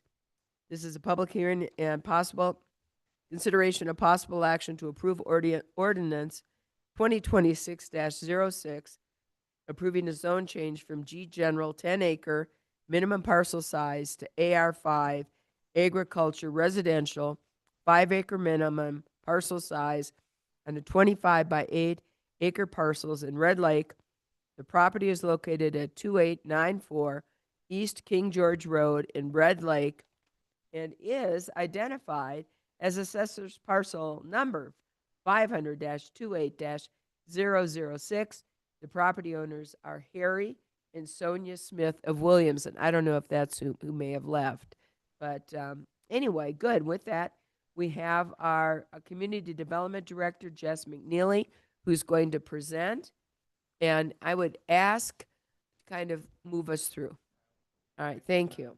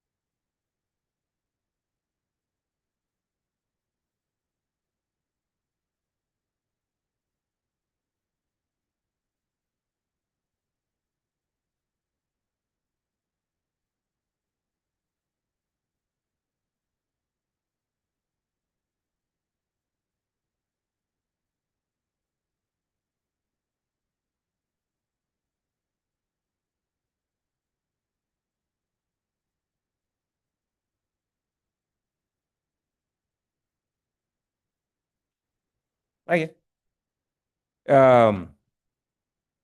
So background, the Smith family has really been working with this land for quite some time. As we noted, that survey was created in 92. And another parcel within that 12 parcel survey was approved in 2011 for a zone change exact the same as what's being requested this evening. So this zone change is for the same purpose as what was approved back in 2011. And this slide shows the subject property highlighted in blue here that I'm indicating with the arrow. And you can see where the AR5 zone property, just a little bit to the west, was approved for the same zone change 25 plus years ago. This is a site plan provided by the property owner as to how they will split the subject property, if approved for the zone change, into 5 5-acre parcels. These are the relevant policies out of the county's comprehensive plan and the Red Lake Area Plan.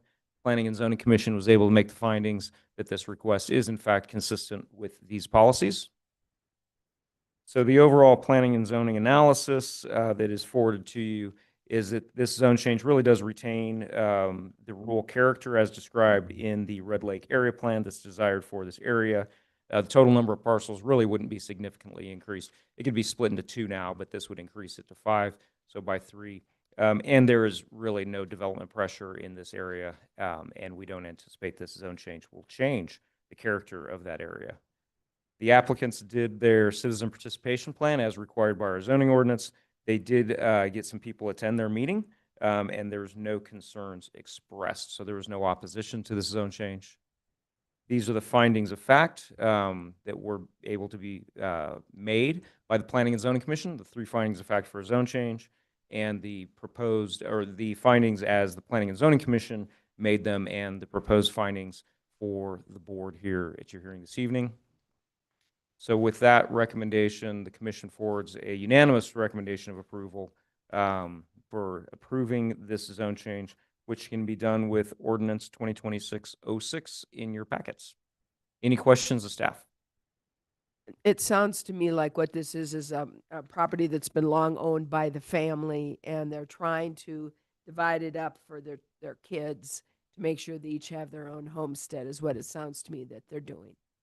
Absolutely, Chair Horseman, yes. And it also sounds like there's been no objection that's been raised, either I'm assuming Lindsay hasn't gotten anything, you haven't gotten anything, and when they had their a meeting on it, there were no objections that were raised by members of the public.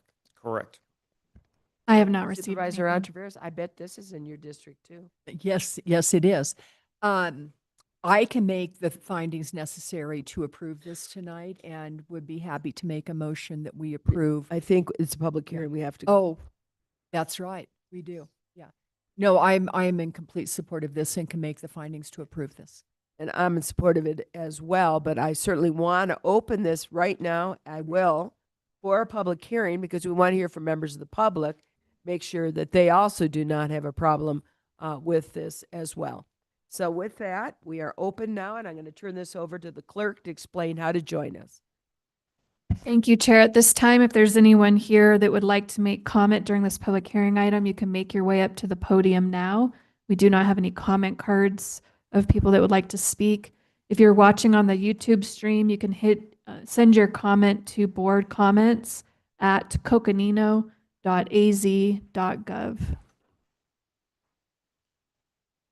Now is the time, members of the public, to be heard on this.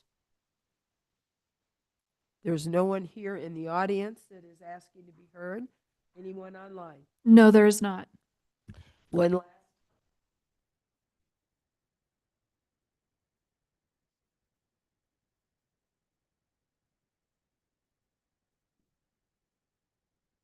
Seeing none, I'm going to close the public hearing. And at this time, members of the board, any comments you'd like to make? If not, I'm going to turn this to Supervisor Ontiveros. Okay, thank you, Madam Chair. I would like to make a motion that we approve ordinance 2026-06. Motion, do I have a second? We have a motion and a second.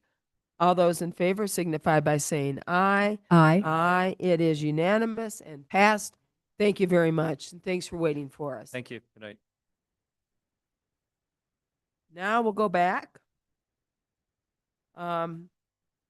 We have item number 22.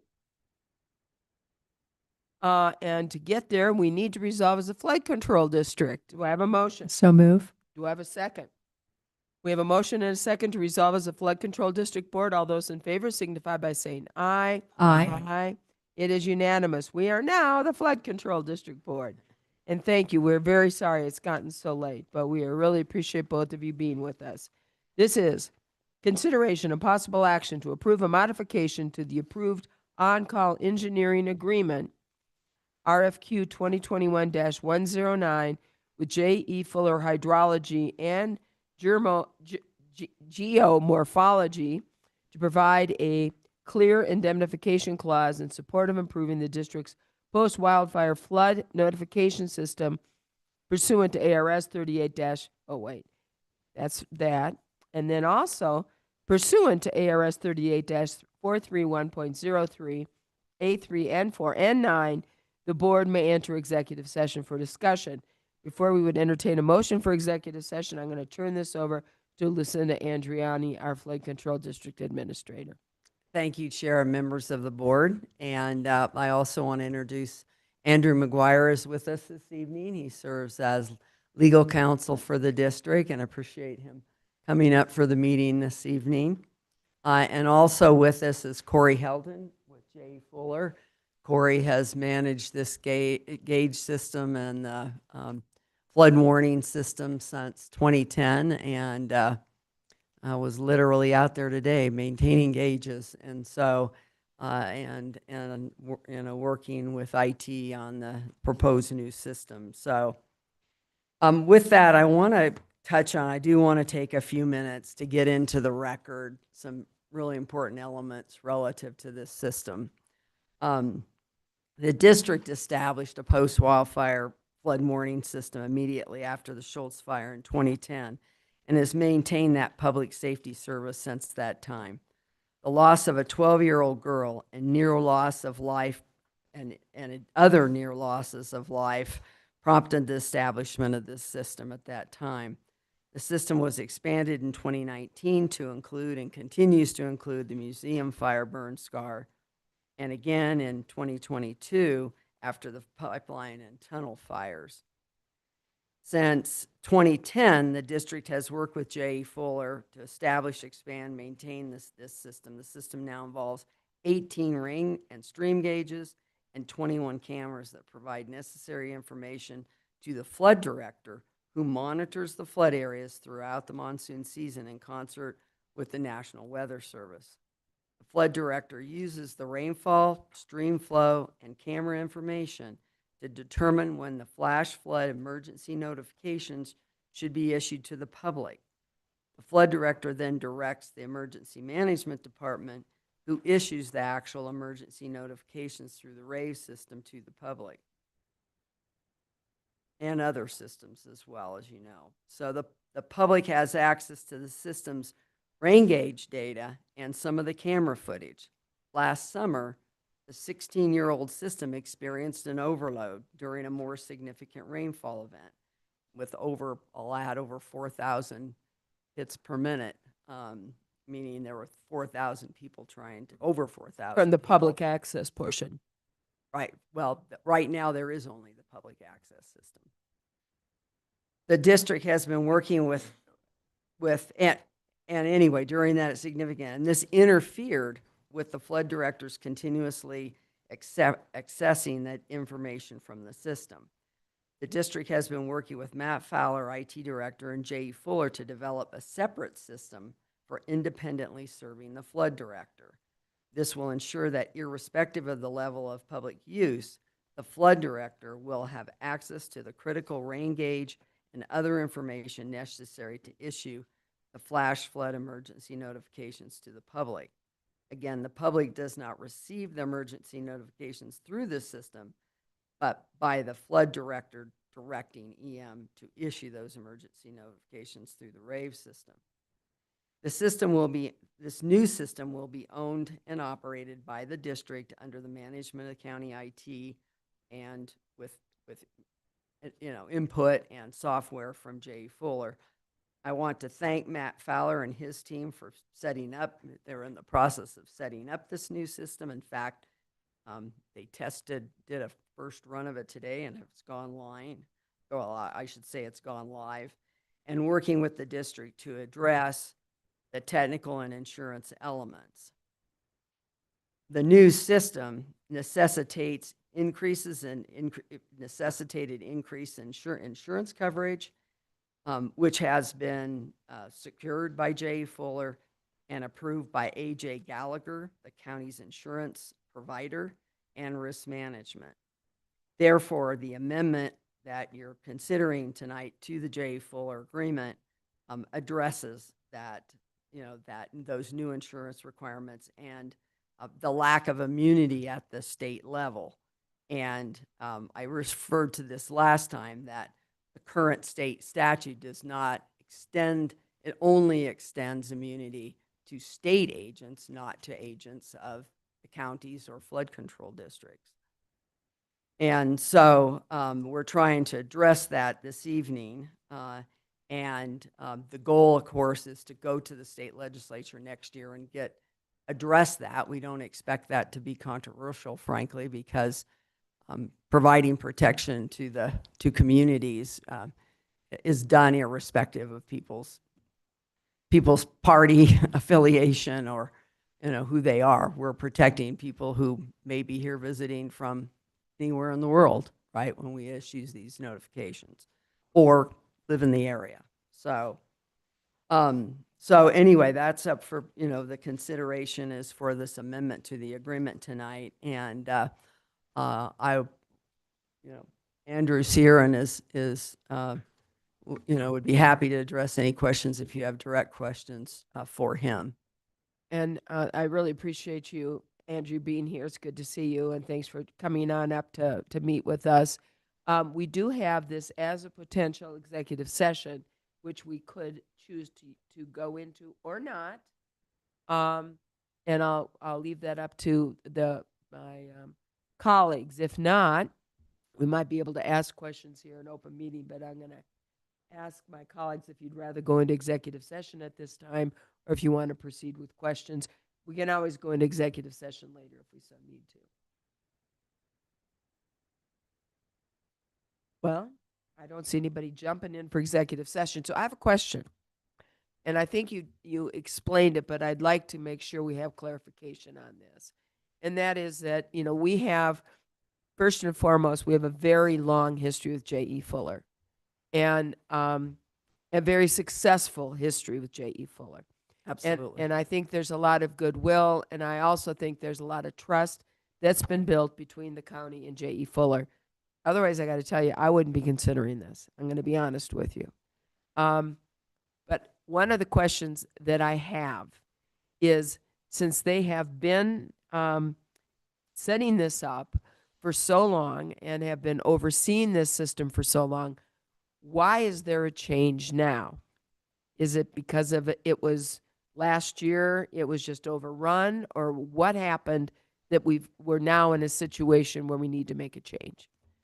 I think with the expansion, and I'll look to Andrew if he wants to comment as well, but I think with needing to modify the system and establish an independent system solely for the flood control director, that created the need to really expand that system. And I think it became aware to both the district, but initially to Jay Fuller, whose attorney had looked at the statute and saw that there was not the immunity. And I think that's part of what's driving it. I think the other piece that's driving it is that to have the capacity as well and utilize the county system, there's a benefit to that as well, right? So, but you can certainly ask others to comment on that as well, so. Thank you, Madam Chair. So, Ms. Andrea, I'm trying to understand this because I agree with the question that the chair asked tonight. We've been doing this for a long time, and if I'm understanding what you're saying, the need for the independent system based on it being overloaded last year with 4,000 hits per minute is really kind of the trigger showing the necessity of why this is needed. Is that a fair statement? Yes. Okay. That's what's driving the Okay. need. I think what's driving the legal need to a certain extent is also the recognition that there is not that this element is not addressed. And it's literally 2 words we'd be adding to the statute, so that's not addressed. And frankly, I think that there's very limited awareness of this across all the districts, that there is this limitation, because many districts secure third parties to do this work, and districts and other entities that do flood warning. So, I think there's not an awareness that this doesn't, but because it's not explicit in the statute, I think there's that issue, that concern. Okay, no, and that answers my question. I was just really having kind of you confirm what I thought to be true. Andrew, is there anything you want to?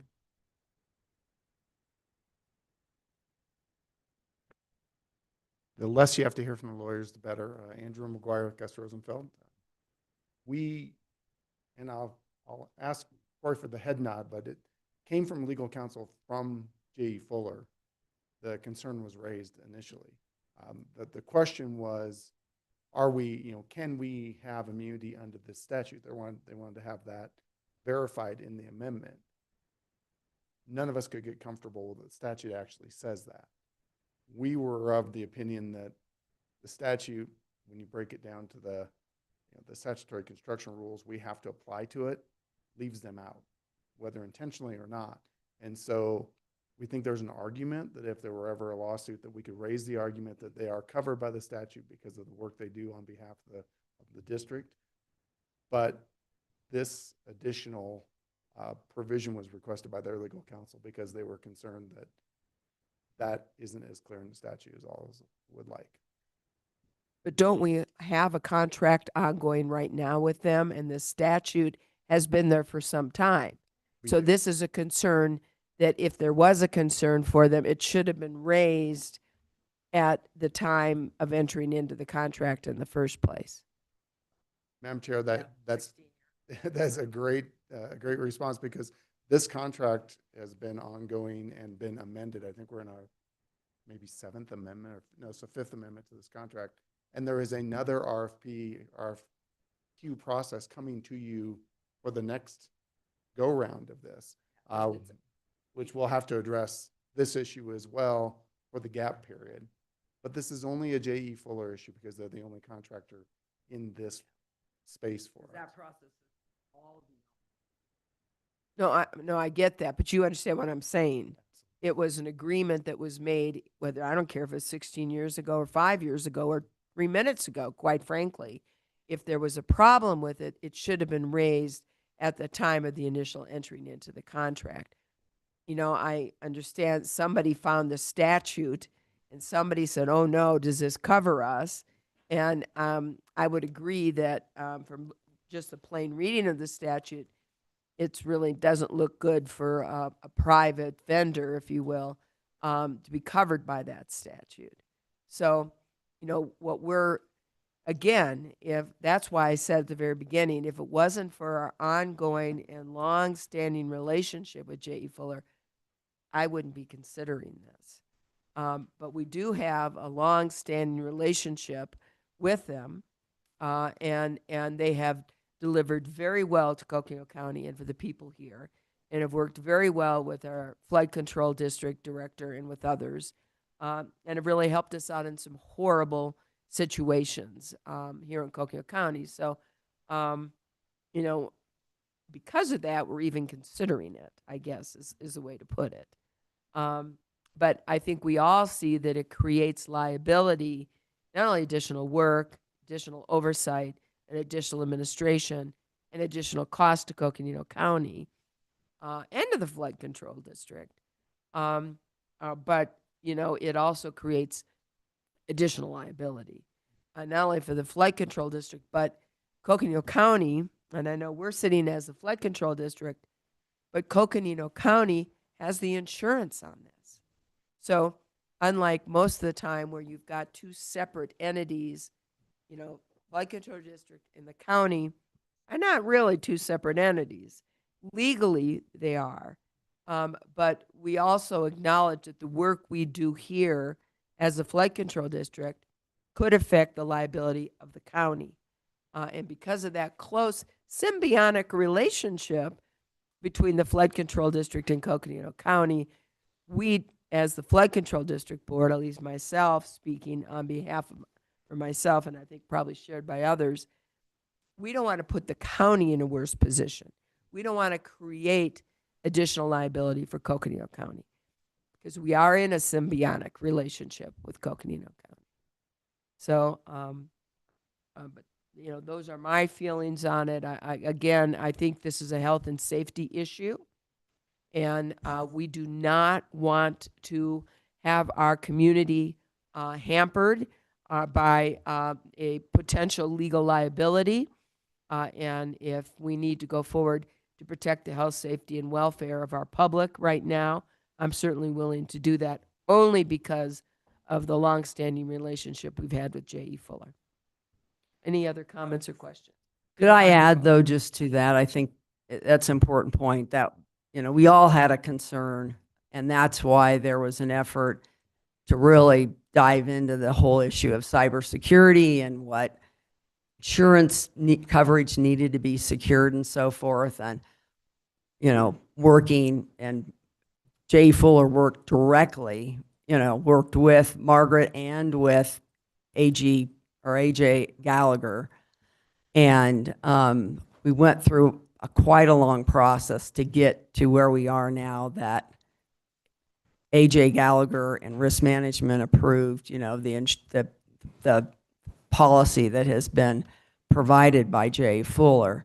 And so there was a desire to try to get an additional policy called technical errors and omissions as well, which I think appears to be very new on the market. I think the only policy they were able to secure for that was out of France, and it was going to cost $80,000.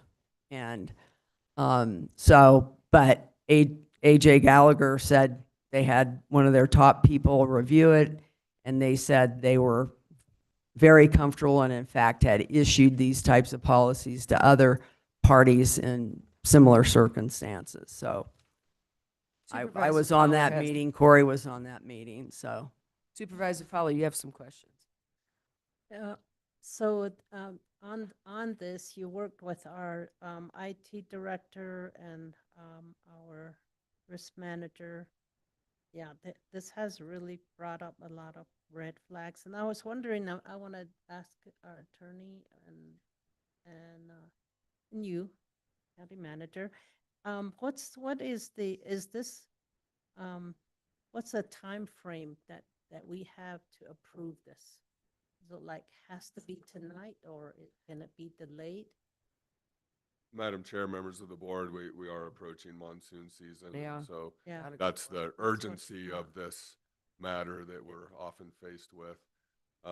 And in terms of the attorney, the flood control district attorney is our outside attorney, Yeah. Andrew McGuire. Yeah. That said, it is my understanding that there are some other entities that could meet the requirements. So I think in our due diligence, we would need to look at that for the future. yeah, and we considered that, we started really understanding where this issue was going a couple of months ago. We looked at that, and frankly, Matt Fowler, the IT director, and I made a decision that we weren't going to have time to bring on a different third party. Now, right now, it is very questionable whether other parties would agree to what, that they would agree to, with no immunity, would agree to do something different. So that's never gone to another party's legal staff or been reviewed. Doesn't mean it, we may find a party out there that would, but I would think we would still, we don't know that. Right. I think the bottom line is we're kind of a little bit, between a rock and a hard place. And Yeah. because you're exactly right. Yeah. We're entering, fire and flood season. The monsoons are coming. And we hope they come. Please come. We hope quick. they come, absolutely. And so we, again, I think we're all feeling a lot of pressure because our number one responsibility is the health, safety, and welfare of our community. And we want to do everything we can for that. I think J.E. Fuller has done a good job of helping us do that. I think this is an important, it's important that we get this underway. And so I understand what Supervisor Fowler is saying, but I think we need to move forward on it. I also know there's been a tremendous amount of time and effort with our IT already to try to get, merger is not the right word, but to try to get their program, J.E. Fuller's program on this, acceptable with the security parameters that we need for Coconino County. And I know there's always been a tremendous amount of time and effort that's already been spent Yes, there has for the purpose of getting this done before the monsoons get here. So anyway, any other comments, questions? Supervisor Ontiveros, then Supervisor Fowler after. Okay, no, and I do appreciate the questions that have been asked here and the issues raised, because it is a concern to me as well. But the bottom line is that the need outweighs the risk right now. And time is truly of the essence. And to me, I just feel like this is the best path forward at this particular time. And I also, though, am in support because you're saying you're trying to get some legislative change to the verbiage, correct? Yeah. I mean, whether that happens or not. It won't happen this session. We know that. Session. And I did talk with Karen, our state level lobbyist that, works with us with the legislature. And I did talk about, and Andrew and I discussed it as well. Do we think there's any way? And at that, the timing just wasn't going to work this year. Yeah. But No, and I know understand Karen and that. others believe that the minor change that we need, this is not a partisan issue, right? This should be an issue that everyone can come together with, and the other districts and other counties and so forth can pretty confidently support this. Yeah, and I agree with that. Nothing's going to happen right now, but I do appreciate and what you are trying to get done at the legislature, and just would encourage, let's try to get that we gotta done. get that done. Absolutely, so that this can be cleared up. Mr. Fowler. Yes, and we understand that the time frame that we're in, and just the monsoon is something that we're very concerned about, but we want to make sure that public has is the warning system is there, and the public is able to be notified when there are emergencies. And then from here forward, as the board know, that we would like to have our county manager and our county attorneys and the team that has been put together to continue to work with the flood district and to develop some solution internally as well. So, thank you. Supervisor Vasquez. Yes, thank you. So if, for this amendment that's being asked, this indemnification clause, how long does, till it expires or we revisit this? Is this for I guess my question is, how long is this contract and how long will this indemnification clause be included? Madam Chair, Vice Chair, I think that's a bit of an open-ended question. For now, it is an amendment to their current contract for this year's operations. It will likely also be part of whatever the ongoing contract is with them.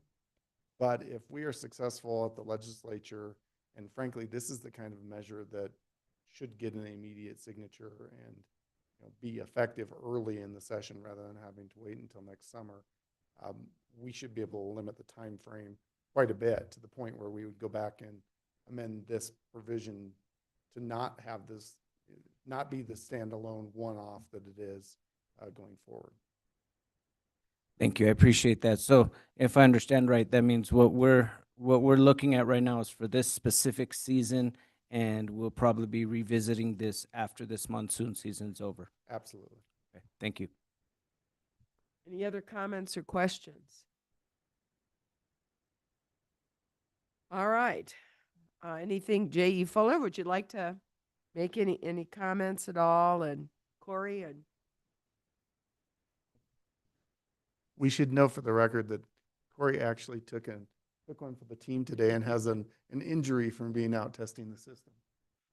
uh-oh. Oh. No, but just thank you for your considerations.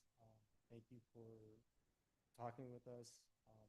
Just offer, if you have any questions, please reach out. I know as our company, with that failure, led us to look into it further. And we're like, we need to be looking at some things. We also need to be making it more robust for the flood control district. And so this system will be making it more robust for it'll have a feed on our end, but it'll also have a feed on your guys' end. Right? If the Can they internet hear goes him? out- Because you might want to get closer to the mic. Oh, sorry about that. Okay. Yeah, so the internet is what was being relied on last season. And so what we've built now, or in the process of building right now, will make it so that you guys have it. If the internet goes down, you guys can go to a single location and still be able to get your information. Yeah, so I just wanted to give that a little bit of information as also. Yeah, if you have questions for me, I'll be happy to try to answer them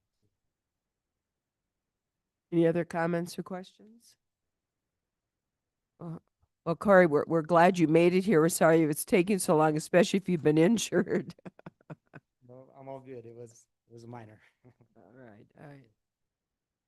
Members of the board, at this time, and again, I think we're hoping that the monsoons will soon be upon us, and understanding that the need for the health, safety, and welfare of our community, we have before us an action item as the flood control district to approve a modification to the approved on-call engineering agreement with J.E. Fuller Hydrology and Geomorphology to provide a clear indemnification clause in support of improving the district's post-wildfire notification system. We've heard from our flood control district director. We have heard from the attorney for our flood control district who are recommending we go forward on this for this year and because of the emergency need for our community. Is that correct? Correct. And is there a motion on this? We have a motion by Supervisor Begay to go forward and approve the modification to the on-call engineering agreement with J.E. Fuller Hydrology. Do I have a second? Second. We have a motion and a second. All those in favor signify by saying aye. Aye. Aye, it is unanimous. So thank you, and thank you for being with us today very much, Andrew. Thank you very much. Really appreciate the trust and the commitment to public safety. Thank you. All right. Well, members of the board, it seems like it's been a really long day, and we have done a lot in a very short period of time. We do have a number of items following, mostly having to do with actions. Are any of these things that we need to cover now? I think you might need to resolve it. Yes. Thank you, Oh, my Andy. goodness. Madam Chair. See, it's already Sorry. too late. Yeah. It's already too late. All right, folks. We are now going to need to resolve back as the Board of Supervisors. Thank you, County So moved. Manager. We Second. have a motion and a second. All those in favor signify by saying aye. Aye. It is unanimous. We are now the Board of Supervisors. And with that, we have certain other action items or discussion items. Are any of these items that we need to take or hear from you at this point? Madam Chair, each of these items can be postponed to a later date, or we can discuss with you individually if needed. At some point, we do want to discuss with you our County Supervisors Association October Legislative Summit. We have provided you with handouts. Feel free to read those and offer any questions to us as they may arise. Eric and I are actually meeting with the county managers group on Thursday and Friday in Prescott. We'll be certain to bring that up. We're also introducing Sarah Benatar as well to the group. So in her run for At the CSA? at the county managers meeting. Oh, county managers. I was like, what? Yeah. So the LPC has been My calendar? right. Yeah, it wouldn't be on yours. It's on. So nothing pressing, and we can discuss with you. Supervisor Fowler. So if we have comments, you want them before Thursday or when? or Madam Chair and Friday? members, after Thursday is fine. I really want to just highlight, when you look at the CSA Summit, the yellow items are items for us to decide. And if you turn to page 3, we have the beginning of our workshops, pre-tour workshops, which are pre-summit workshop. Members of the board, I mean, if he's going to start now, he might as well go through it. Do you want him to go through it? That's all I need to say, right there. Okay. I can review, I can review the information and Okay. provide comments. We're going to review it, and we're going to get back you, to you Madam on it, Chair. and we do need to talk about it. And thank you very much. So with that, are you ready, little gavel? All right, we're going to adjourn this meeting. Good night, all. Thank you for your attendance.